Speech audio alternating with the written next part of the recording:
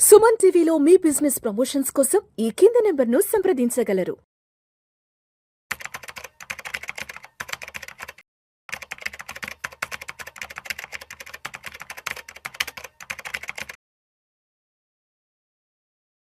Suman TV ప్రేక్షకులకు స్వాగతం. నేను doctor Anil Kumar Bachchu, certified financial ప్లానర్ని, ఆంఫీ రిజిస్టర్డ్ మ్యూచువల్ ఫండ్ డిస్ట్రిబ్యూటర్ని కూడా.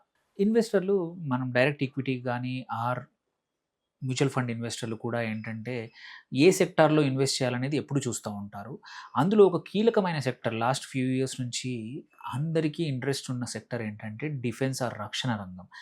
రక్షణ రంగంలో లాస్ట్ 10-15 సంవత్సరాలు చాలా లిస్టెడ్ కంపెనీస్ వచ్చాయి, చాలా బాగా పర్ఫామ్ చేస్తూ ఉన్నాయి. సో ఇందులో ఈ వీడియోలో ఏంటంటే రక్షణ రంగం నుంచి ఉన్న మేజర్ లిస్టెడ్ స్టాక్స్కి వాటికి ఉన్న ఆర్డర్ బుక్ ఎంత ఉందనేది రీసెంట్ క్వార్టర్ తర్వాత వచ్చిన నంబర్స్ ప్రకారం మీకు ఇవ్వబోతున్నాను. దీన్ని బట్టి మీ ఇంట్రెస్ట్, మీరు ఫర్దర్ స్టడీ బట్టి, మీరు ఎడ్యుకేషనల్ పర్పస్ కోసం చెప్తున్న వీడియో ఇది.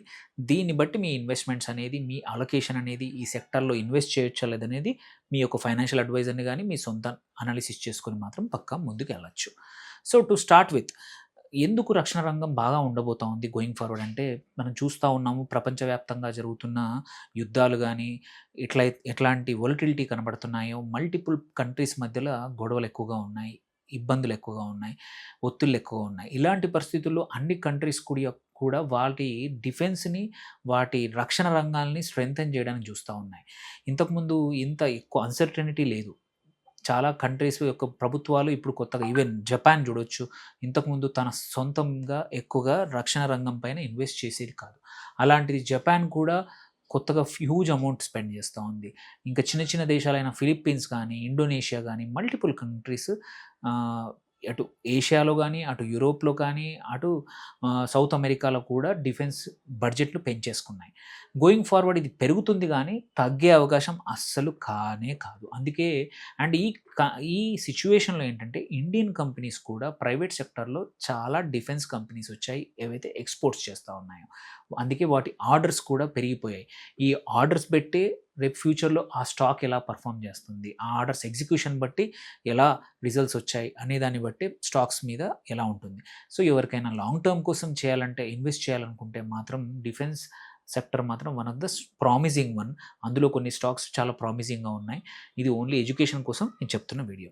సో ఇక్కడ చూసుకుంటే ఏంటంటే ఈ ఆర్డర్ బుక్ అనేది మొత్తం టోటల్గా 1-2 సంవత్సరాల కథ కాదు. ఎందుకంటే డిఫెన్స్ యొక్క ప్రోడక్ట్స్ ఇమ్మీడియట్గా తయారు చేసేటివి కాదు.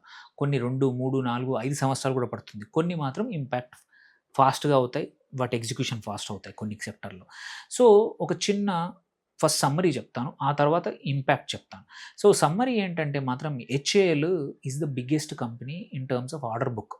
2,54,800 కోట్ల ఆర్డర్స్ హెచ్ఏఎల్ చేతిలో ఉంది. సో ఎగ్జిక్యూషన్ చెప్పలేము, but order book very strong.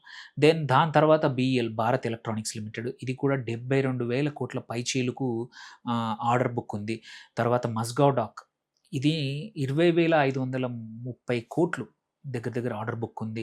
తర్వాత గార్డెన్ రీసెర్చ్ షిప్పింగ్ ఏదైతే ఉందో జిఆర్ఎస్సి అంటాము, ఇది కూడా 15,000 కోట్లు సుమారు. Paras defence which is doing very good recently, nearly 900 కోట్లు. బిఈఎంఎల్ ఒక 15,000 కోట్లు. అట్లాగే Solar industries another very important defence company, 21,000 కోట్లు. బీడీఎల్ తీసుకున్నా కానీ 22,800 కోట్లు. ఆస్ట్రో మైక్రోవేవ్ ఇంకొక డిఫెన్స్ కంపెనీ, నియర్లీ 2,610 కోట్ల ఆర్డర్ బుక్ ఉంది. అట్లాగే కొచ్చిన్ షిప్ యార్డ్ నియర్లీ 22,500 కోట్లు.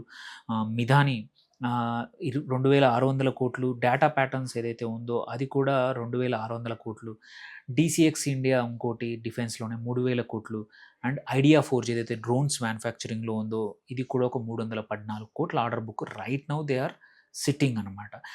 దీన్ని బట్టి చూస్తే ఏంటంటే ఈ రంగం ఎంత బిజీగా ఉంది. ఇందులో ఒక్క డిఫెన్స్ ఇవే కాదు, నేను చెప్పిన కంపెనీలే కాదు, వీటి అసోసియేటెడ్ వెండర్ లిస్టెడ్ కంపెనీస్ కూడా ఉన్నాయి. అవి కూడా ఎంత బిజీగా ఉండబోతూ ఉన్నాయి, ఎలా పర్ఫామ్ చేయబోతూ ఉన్నాయి, ఇండస్ట్రీ ఎలా గ్రో అవబోతుంది అనేది ఒక ఇండికేషన్ మాత్రమే. దీని నుంచి ఎగ్జిక్యూషన్ ఎలా ఉంటుంది అనేది మన చేతిలో లేదు. కాకపోతే ఏంటంటే ఎగ్జాంపుల్ హెచ్ఏఎల్ తీసుకుందాం. ఇది పెద్ద, ఈ లిస్ట్లో నేను చెప్పిన లిస్ట్లో పెద్ద ఆర్డర్ బుక్. ఇది వెరీ కీ అంటే కీ కంపెనీ, ఏవియేషన్ సెగ్మెంట్కి కీలకమైన సంస్థ. ఇక్కడ ఫైటర్ ఎయిర్ క్రాఫ్ట్స్ తయారవుతాయి, హెలికాప్టర్స్ తయారవుతాయి, ఎయిర్‌క్రాఫ్ట్ అప్‌గ్రేడ్స్ అవుతాయి ఎగ్జిస్టింగ్ వాటికి. ఇంజిన్స్ చేస్తారు. మెయింటెనెన్స్ అన్ని రంగాల్లో హెచ్ఏఎల్ అనేది ఇంపార్టెంట్ కంపెనీ. దానికి తగ్గట్టే ఆర్డర్స్ కూడా ఇట్లాగే ఉన్నాయి. సో, పెద్ద ఆర్డర్స్ ఉన్నంత మాత్రాన లాభాలొస్తాయంటే చెప్పలేము. ఎందుకంటే lot of things goes into that. Technology ట్రాన్స్‌ఫర్సే అనుకోండి, ఎగ్జిక్యూషనే అనుకోండి, గవర్నెన్స్ అనుకోండి, అడ్మినిస్ట్రేషన్స్ కానీ, ఆపరేషన్స్ కానీ ఇవన్నీ కూడా ఇంపార్టెంటే. ఆర్డర్ బుక్ నుంచి ఎగ్జిక్యూషన్ అనేది మధ్యలో ఆర్డర్స్ క్యాన్సిల్ అయ్యే అవకాశాలున్నాయి. టెక్నాలజీ రిడెండెన్సీ అవ్వచ్చు. సో మెనీ థింగ్స్ అవుతాయి. సో, అందుకే ఇవన్నీ చూసుకోవాలి. జస్ట్ ఆర్డర్ బుక్ నేను చెప్తున్న ఆర్డర్ బుక్‌ని బట్టి please don't go by that.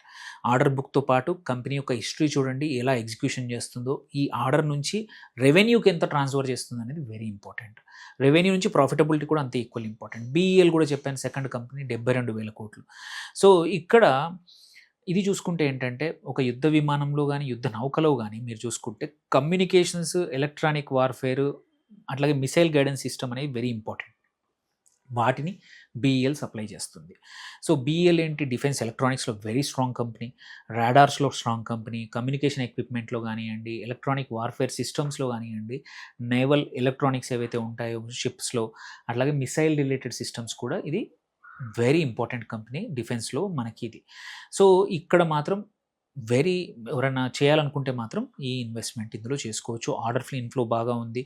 Execution, valuation అనేది దాన్ని బట్టి మనం ఇన్వెస్ట్ చేసుకోవాలి. దెన్ ఇంకొక ఇంపార్టెంట్ కంపెనీ కూడా చెప్తాను. మస్గావ్ డాక్ ఇది కూడా 20,000 కోట్లుంది.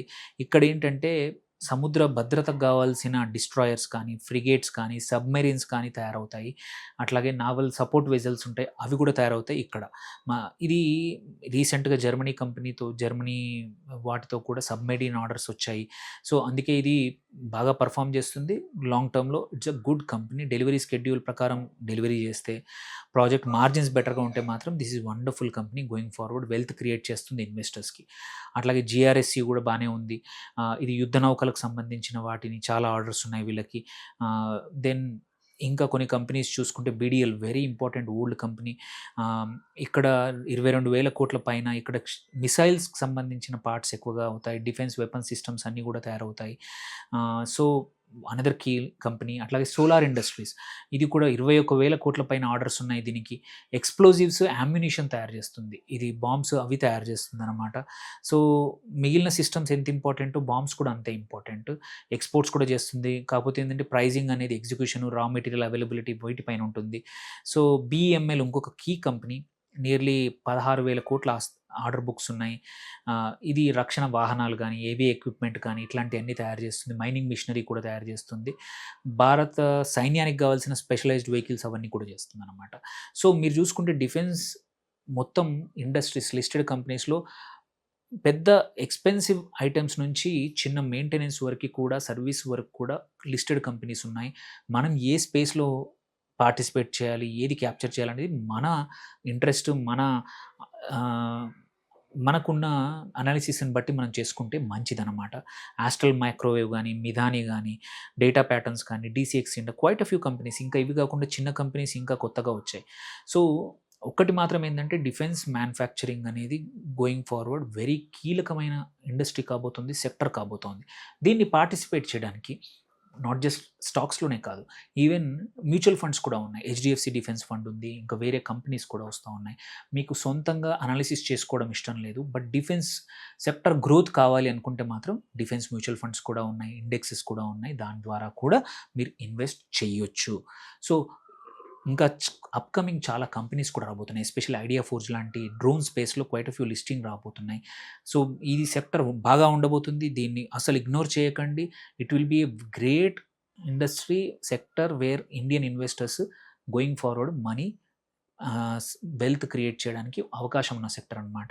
ఇది ఓన్లీ ఎడ్యుకేషన్ కోసం చేశాను. దీని ద్వారా మీకు ఇంట్రెస్ట్ ఉండి ఇంకా కొంచెం మీరు రీసెర్చ్ చేసుకొని ఈ సెక్టర్లో అవకాశాలను అందిపుచ్చుకుంటారని నా ఆశ.